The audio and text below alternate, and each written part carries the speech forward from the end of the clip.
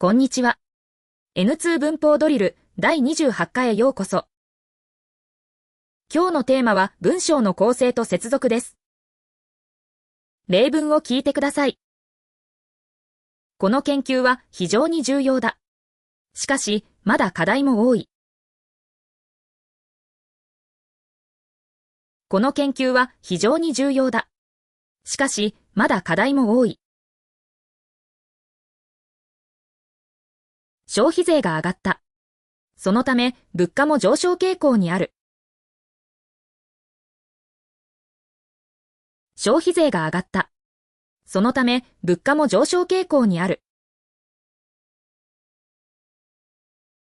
まず、現状を把握する必要がある。次に、解決策を検討しよ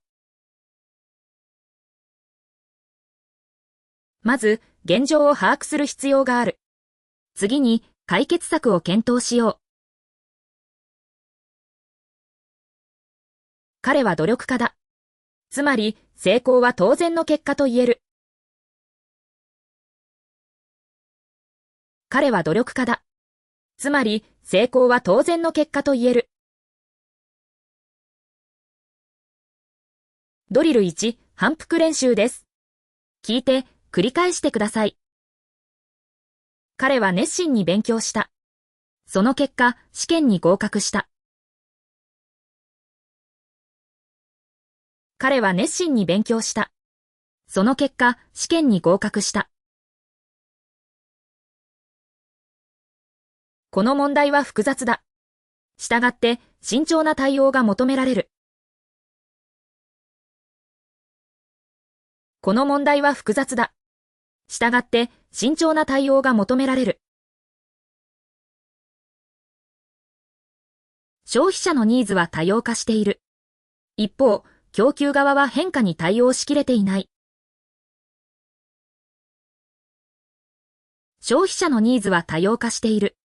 一方、供給側は変化に対応しきれていない。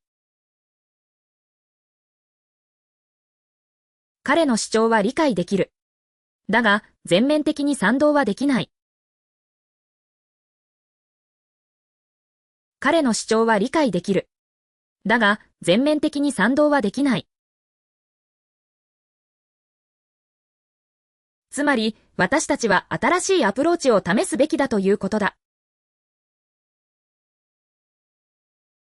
つまり、私たちは新しいアプローチを試すべきだということだ。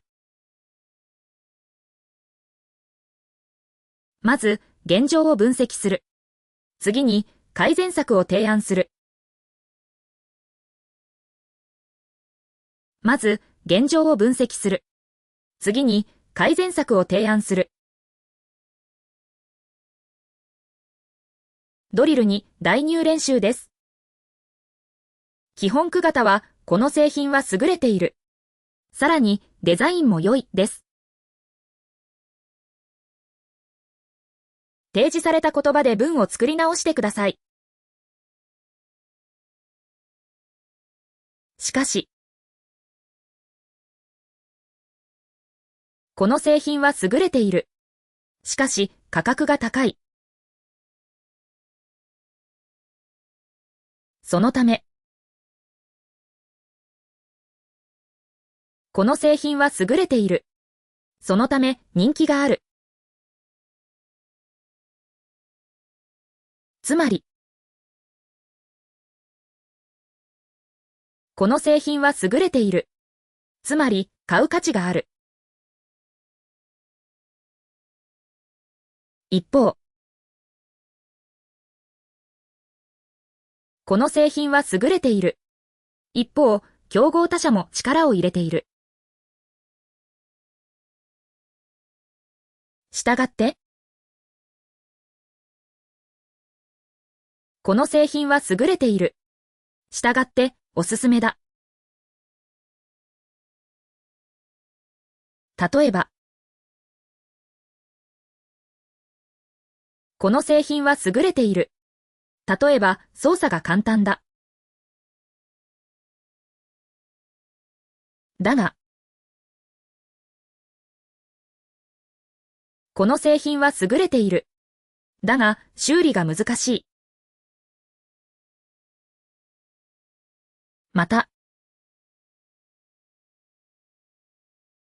この製品は優れている。また、環境にも優しい。ドリルさん、変形練習です。彼は忙しい。彼は手伝ってくれた。彼は忙しかった。にもかかわらず、手伝ってくれた。電車が遅れた。会議に間に合わなかった。電車が遅れた。その結果、会議に間に合わなかった。データは正確だ。結論は間違っているかもしれない。データは正確だ。しかし、結論は間違っているかもしれない。環境問題は深刻だ。早急な対策が必要だ。環境問題は深刻だ。したがって、早急な対策が必要だ。彼は努力した。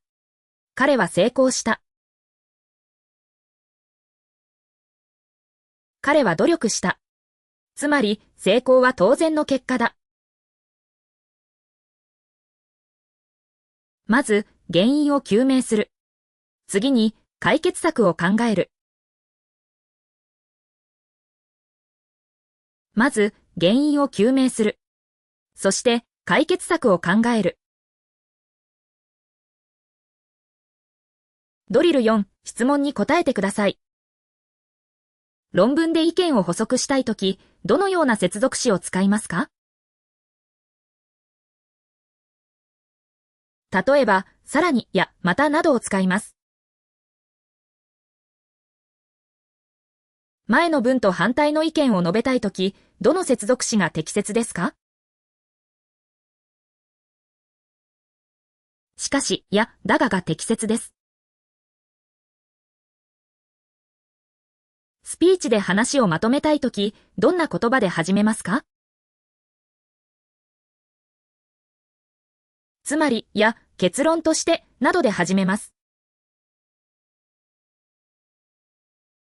ある事柄の原因を説明するとき、どんな接続詞を使いますか？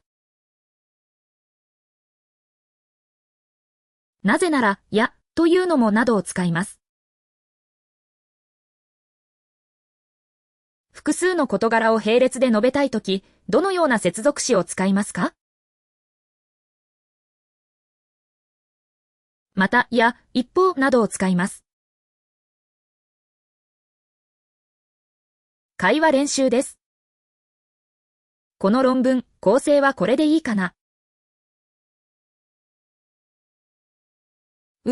全体的な流れは悪くないね。